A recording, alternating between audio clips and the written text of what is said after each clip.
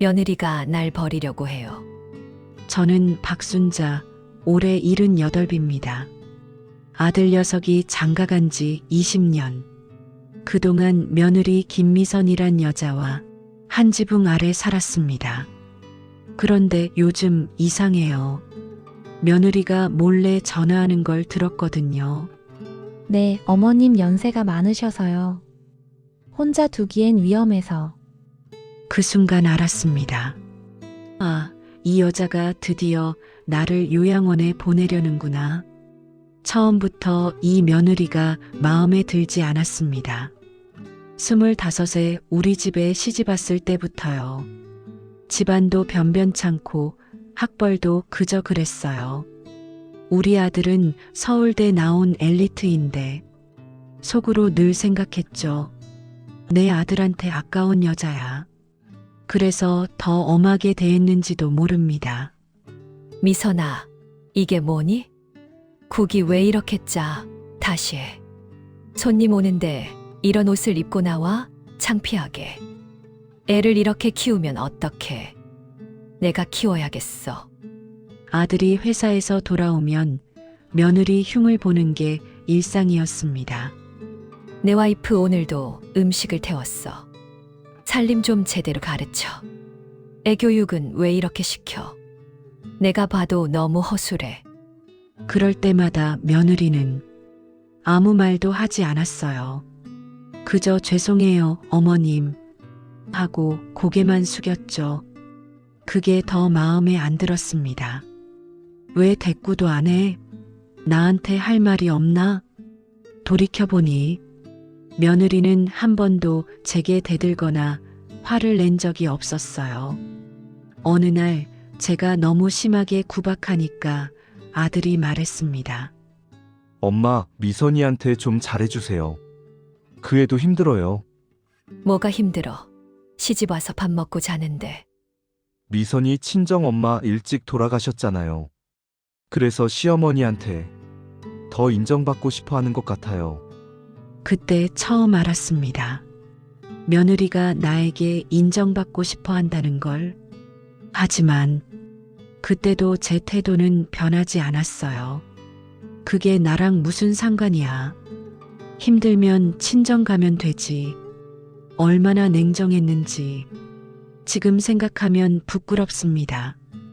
20년 동안 며느리는 명절이나 제삿날에도 친정에 가는 법이 없었어요.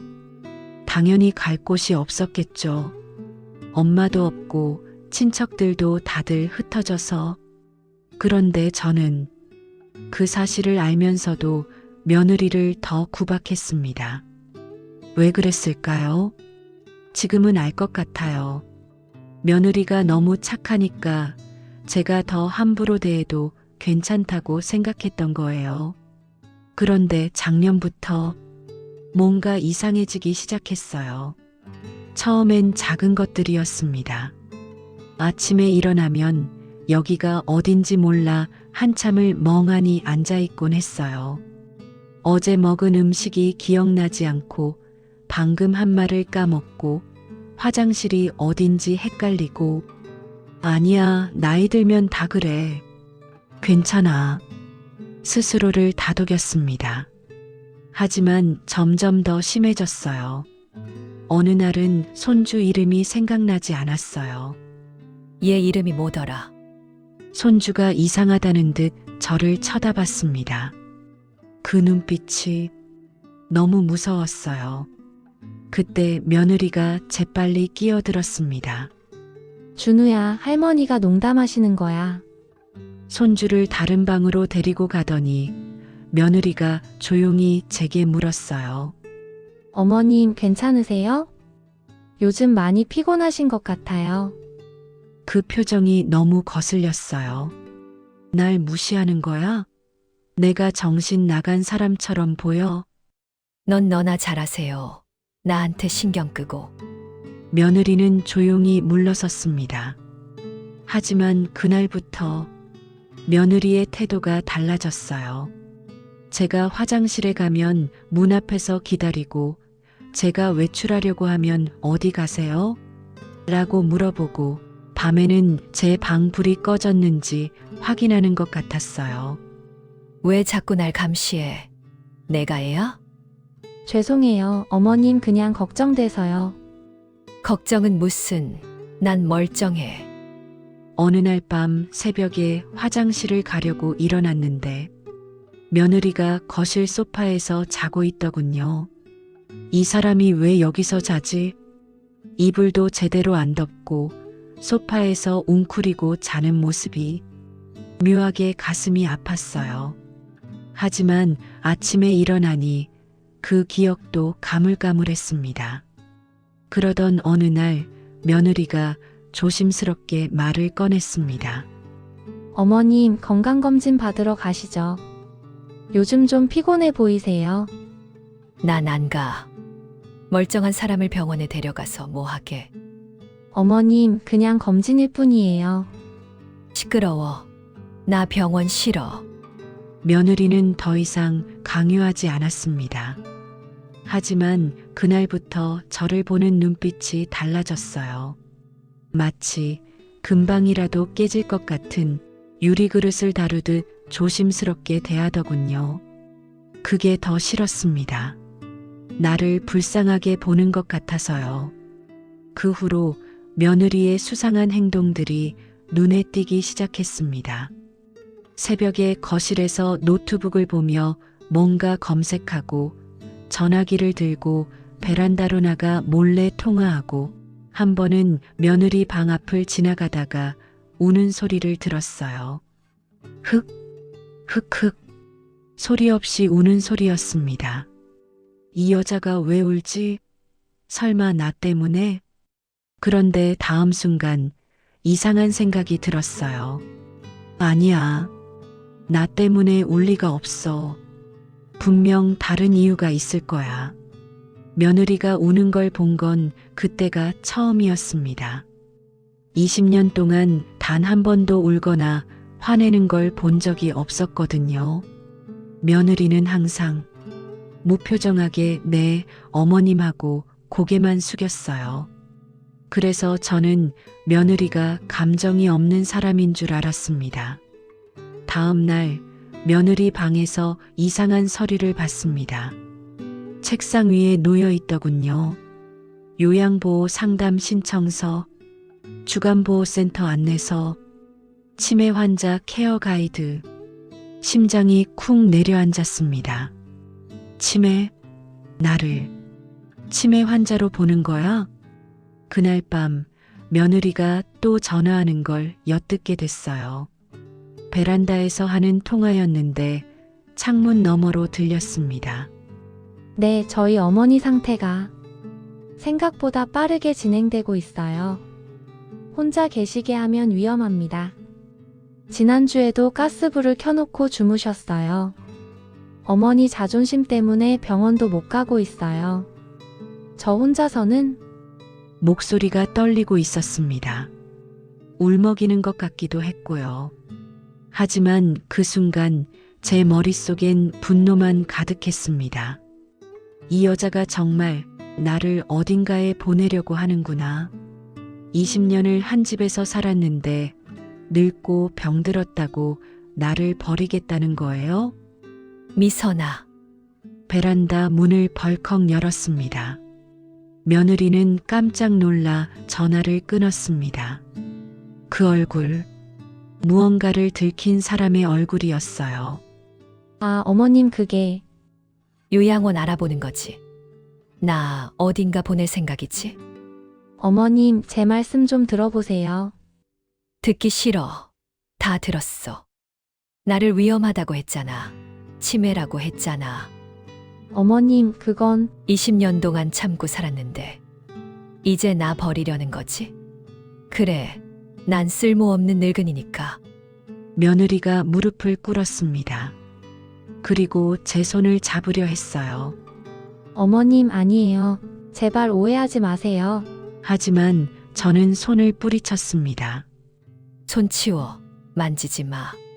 며느리는 아무 말도 하지 않았습니다. 그저 슬픈 눈으로 저를 바라볼 뿐이었죠. 그 눈빛이 뭔가 이상했어요. 화가 난 눈빛도 억울한 눈빛도 아니었습니다. 그냥 깊은 슬픔과 체념이 섞인 눈빛이었어요. 어머님 말씀이 맞아요. 죄송해요. 그렇게 말하고는 며느리가 방으로 들어갔습니다.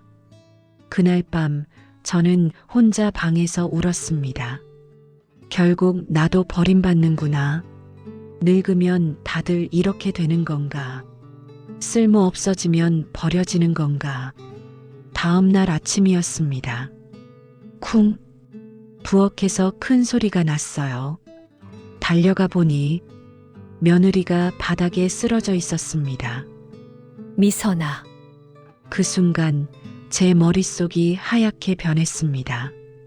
이 사람이 누구지? 왜 우리 집에 있지? 왜 쓰러져 있지? 몇 초간의 혼란 후 정신이 돌아왔습니다. 며느리였어요. 제 며느리 미선이. 미선아, 미선아. 하지만 며느리는 대답이 없었습니다. 얼굴이 창백했고 식은땀이 흐르고 있었어요. 떨리는 손으로 119를 눌렀습니다. 여보세요. 사람이 쓰러졌어요. 빨리 와주세요.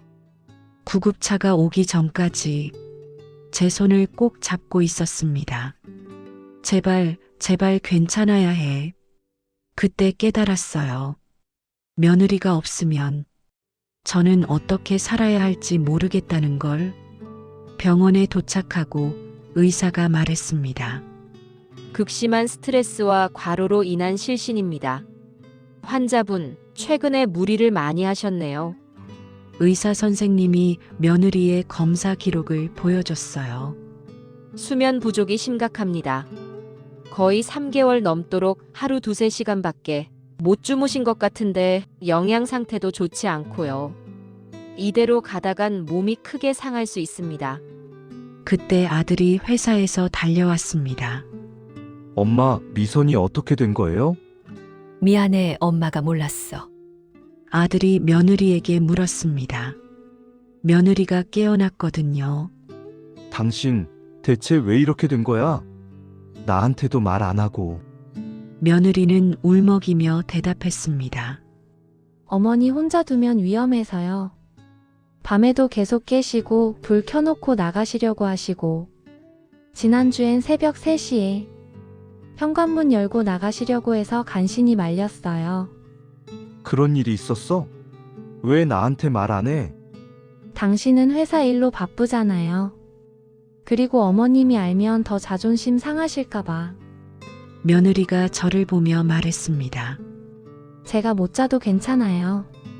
어머니가 다치시면 안 되니까요. 그 순간 전기에 감전된 것처럼 온몸이 굳었습니다. 며느리는 나를 버리려던 게 아니었어요. 나를 지키려고 했던 거였습니다. 집에 돌아왔습니다. 혼자 있는 집이 너무 텅 비어 보였어요. 며느리 방 앞을 지나가다가 문이 살짝 열려 있는 걸 봤습니다. 들어가서는 안 될 것 같았지만 발이 저절로 움직였어요. 책상 위에 낡은 공책 한 권이 있었습니다. 며느리의 일기장이었어요. 떨리는 손으로 펼쳤습니다. 2023년 3월 5일. 어머님이 오늘 또 화장실을 못 찾으셨다. 3번째다. 병원에 가자고 했더니 화를 내시며 거부하셨다. 나 미쳤다는 거야? 소리를 지르셨다. 치매일까봐 너무 무섭다. 하지만 어머님 자존심을 지켜드려야 한다. 어머님을 강제로 병원에 모실 수는 없다. 가슴이 미어지는 것 같았습니다. 2023년 5월 12일. 어머님이 나를 엄마라고 부르시며 엄마 배고파라고 하셨다. 심장이 무너지는 것 같았다. 하지만 웃으며 그래, 엄마가 밥 해줄게라고 대답했다. 어머님은 환하게 웃으셨다. 어머님은 기억도 못하신다. 2023년 8월 20일. 오늘 어머님이 가스레인지를 켜놓고 잠드셨다. 새벽 2시에 연기 냄새를 맡고 일어나서 큰일을 막았다. 그날부터 밤에 잘 수가 없다. 2시간마다 일어나 어머님 방을 확인한다. 거실 소파에서 자기 시작했다. 어머님 방에서 가까우니까. 2023년 9월 25일. 3개월째 제대로 못 자고 있다. 몸이 점점 안 좋아진다.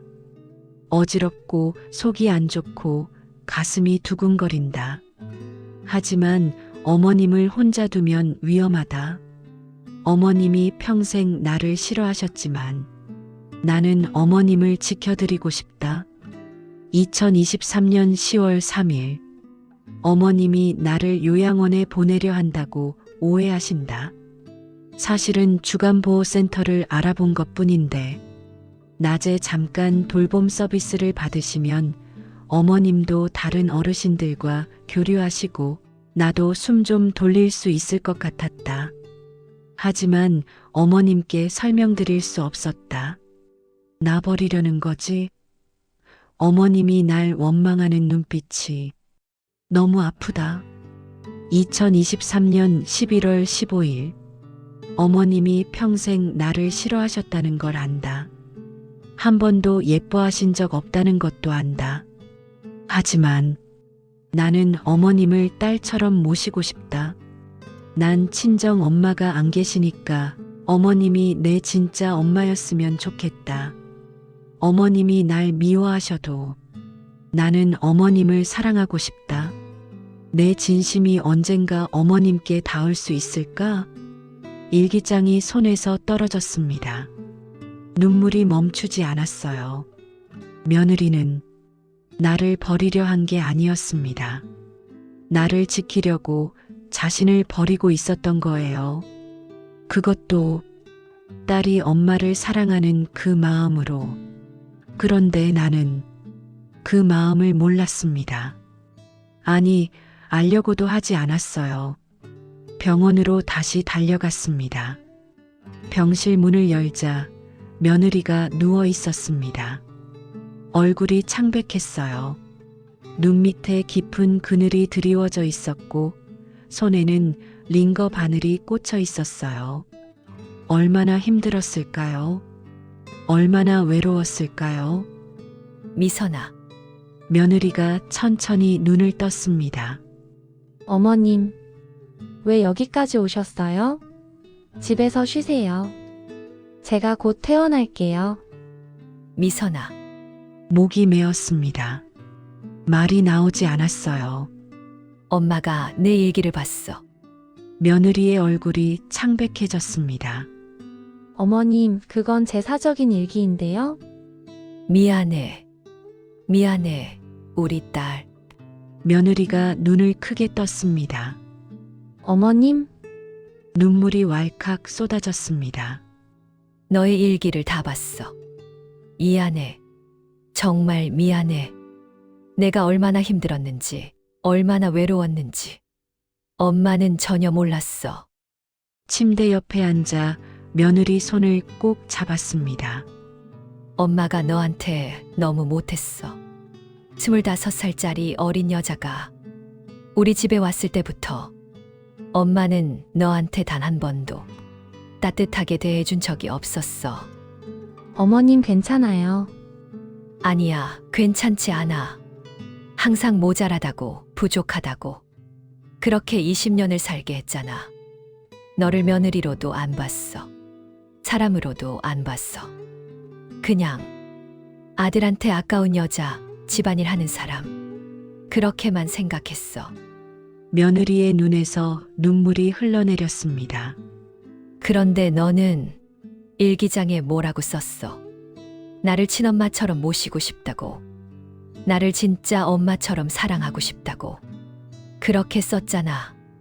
어머님, 나는 너한테 엄마 자격이 없어. 20년 동안 엄마 노릇을 한 번도 안 했어. 그런데 너는 3개월 동안 잠도 안 자고 나를 지켰어. 내가 다칠까봐, 내가 위험할까봐. 손을 더 꼭 잡았습니다. 미선아, 아니, 우리 딸. 늦었지만 이제라도 엄마가 말할게. 사랑해, 고마워, 그리고 미안해. 넌 내 진짜 딸이야. 피는 안 섞였지만 넌 내 딸이야. 이제부터 엄마가 제대로 된 엄마가 되고 싶어. 며느리가 와락 울면서 제 손을 꼭 잡았습니다. 어머님, 엄마, 저도 사랑해요. 엄마, 저도 엄마 사랑해요. 정말 사랑해요. 우리는 한참을 그렇게 울었습니다. 20년 만에 처음으로 진짜 모녀처럼. 일주일 후 며느리가 퇴원했습니다. 그리고 저는 며느리 손을 잡고 병원에 갔어요. 어머님 괜찮으세요? 무섭지 않으세요? 응. 우리 딸이 옆에 있으니까 안 무서워. 의사 선생님은 말씀하셨습니다. 초기 치매 증상입니다. 하지만 가족의 사랑과 관심이 있으면 진행을 늦출 수 있어요. 잘하고 계십니다. 이제는 숨기지 않기로 했습니다. 며느리도 아들도 손주도 모두에게 솔직하게 말했어요. 할머니가 많이 아파. 가끔 할머니가 헷갈릴 수도 있어. 하지만 할머니는 너희들을 사랑해. 그건 절대 안 잊어버릴 거야. 주간보호센터에도 다니기 시작했습니다. 처음엔 싫었어요. 하지만 며느리가 말했죠. 엄마, 다른 어르신들도 계시고 재미있는 프로그램도 많대요. 저도 엄마 없으면 외로워요. 같이 가요. 거기서 새로운 친구들도 만났습니다. 저처럼 비슷한 증상을 가진 어르신들. 그리고 뭐보다 며느리와의 시간이 달라졌습니다. 엄마, 오늘 점심 뭐 드실래요? 미선이가 해주는 거면 다 좋아. 그럼 제가 어머니 좋아하시는 된장찌개 끓여드릴게요. 그래, 우리 딸. 근데 미선아, 네, 엄마. 엄마가 가끔 내 이름 잊어버리면 어떡해? 며느리가 환하게 웃었습니다. 괜찮아요, 엄마. 제가 계속 말씀드릴게요. 저 미선이에요. 엄마 딸이라고요. 고마워, 우리 딸. 가끔 제 기억이 흐려질 때가 있어요. 며느리 이름이 기억나지 않거나 오늘이 무슨 요일인지 잊어버리거나 방금 먹은 식사가 생각나지 않거나. 하지만 이젠 두렵지 않습니다. 왜냐하면 옆에 제 딸이 있으니까요. 제가 잊어버려도 이 아이가 기억해 줄 테니까요. 그리고 제 마음 깊은 곳에는 절대 잊지 않을 것이 하나 있습니다. 이 사람이 내 딸이라는 것, 이 사람을 사랑한다는 것. 사람들은 말합니다. 시어머니와 며느리는 원래 안 맞는다고. 하지만 저는 이제 압니다. 진짜 가족은 피가 아니라 마음으로 만들어지는 거라는 걸. 그리고 사랑은 너무 늦은 때란 게 없다는 걸. 저는 78배 처음으로 딸을 얻었습니다. 20년을 함께 살았지만 진짜 가족이 된 건 이제부터입니다. 기억이 흐려져도 괜찮아요. 제 마음은 기억하니까요. 이 사람이 내 딸이라는 걸.